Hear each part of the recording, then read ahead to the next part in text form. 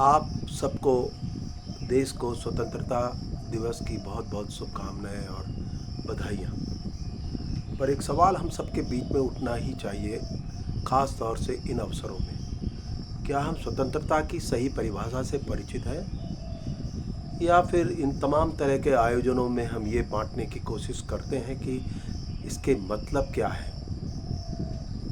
शायद इतने ढेर सारे सालों के बाद भी हम इसके मतलब को समझ नहीं पाए। ये हमने अपना स्वयं का एक तंत्र स्थापित कर दिया, हर व्यक्ति ने, और उसके अनुसार उसने अपने मन के अनुसार जो कुछ भी करना उचित समझा उसने वो किया। देश की स्वतंत्रता का मतलब शायद ये नहीं है। एक सामूहिकता, एक ऐसे चरित्र का परिचय जो किसी भी तरह से किन्हीं भी प्रवृत्तियों का गुलाम ना हो, वो सबको जोड़कर सोचे और आगे बढ़े, और देश के प्रति, उस मिट्टी के प्रति, नदियों के प्रति, जंगल के प्रति, प्रकृति के प्रति भी उसकी बहुत निष्ठा हो।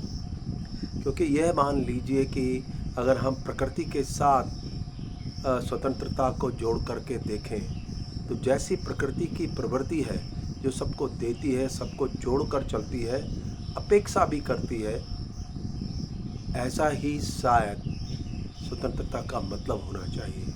हम सब लोग मिलकर रह सकें, हम सब एक ऐसे चरित्र का हिस्सा बने जो सेवा भाव हो, क्योंकि स्वतंत्रता में दुष्चरित्र की कोई जगह नहीं होती। और जब भी मैं अपने चारों तरफ तमाम तरह की घटनाओं को, राजनीतिक गतिविधियों को, या लूटपाट, बाजारी हमारी परिस्थितियों को देखता हूँ, तो मुझे लगता है कि शायद हम देश तो स्वतंत्र हुआ है, लेकिन अभी भी हम गुलामी कर रहे हैं।